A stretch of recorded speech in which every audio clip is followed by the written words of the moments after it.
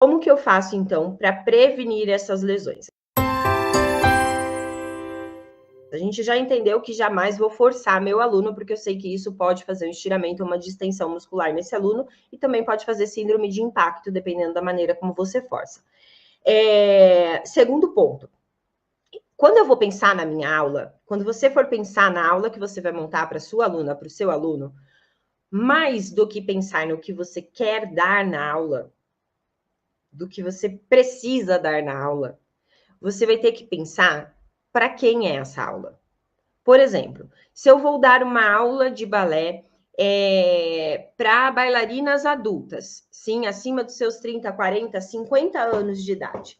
É óbvio que o corpo de uma bailarina adulta, ela tem menos flexibilidade do que o corpo de uma adolescente, uma criança, na maioria das vezes, sim?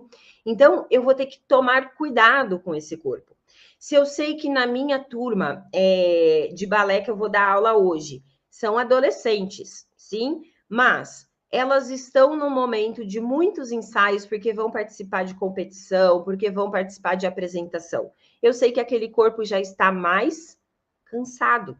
Sim, aquele corpo já está mais sobrecarregado.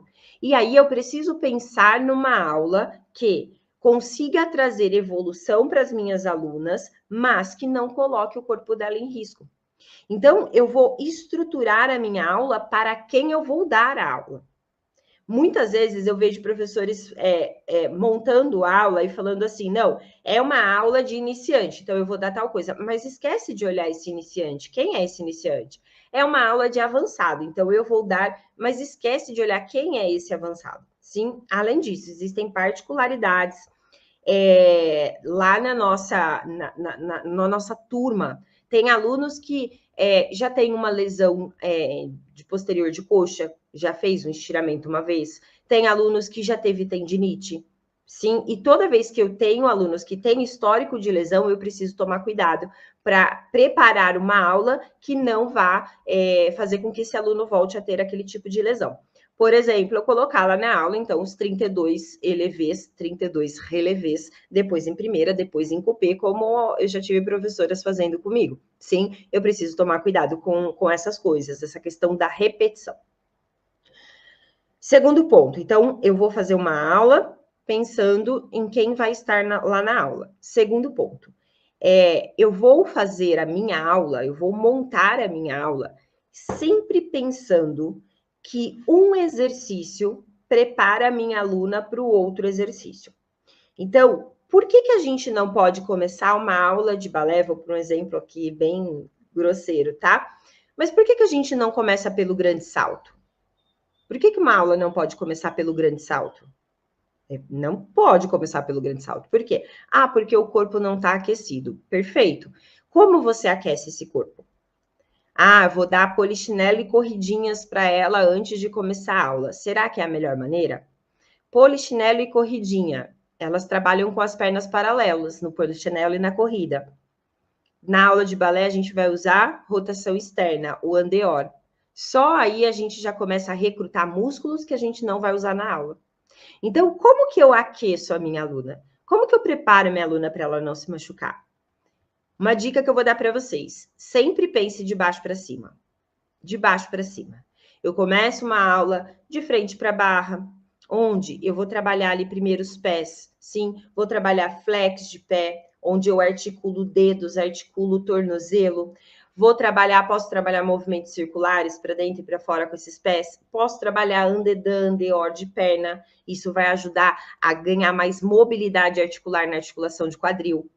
Posso trabalhar com os pliés, então faço um tandi, flex, articula bem os pés, volta, demi-plié, já estou aquecendo o joelho, já estou aquecendo panturrilha. Posso trabalhar o relevé.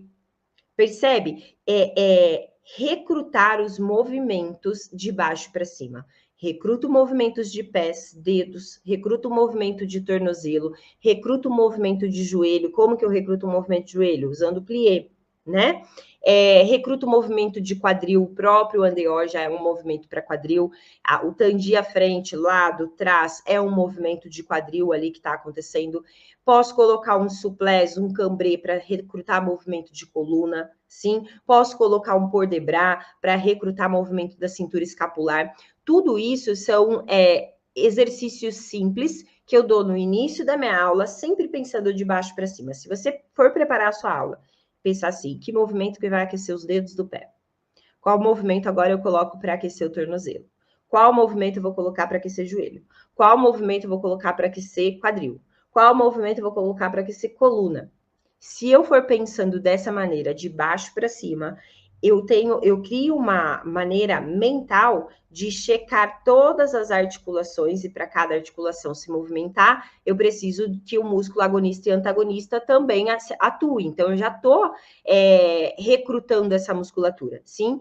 Então, eu vou trabalhando cada uma das articulações, pensando na articulação, não preciso pensar em quadrado lombar, não preciso pensar no músculo em si, porque se eu exigir movimentos da articulação, esse músculo vai estar trabalhando de alguma maneira, ok? Aí eu crio ali o meu exercício de aquecimento. O que eu considero, até quando eu considero aquecimento para as minhas alunas? Então, o primeiro exercício de frente para barra, normalmente eu tento passar por todas essas articulações. Depois, o tandi, ele ainda é um movimento de aquecimento para mim, por mais que a gente está trabalhando a consciência de esticar pé, esticar joelho, ele ainda está aquecendo a minha aluna.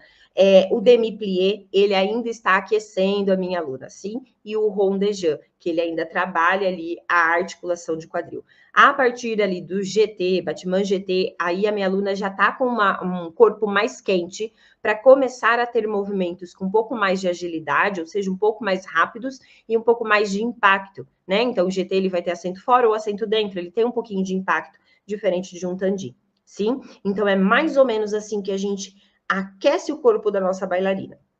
Isso vai ajudar a evitar algumas lesões por ela realmente não estar com o corpo preparado.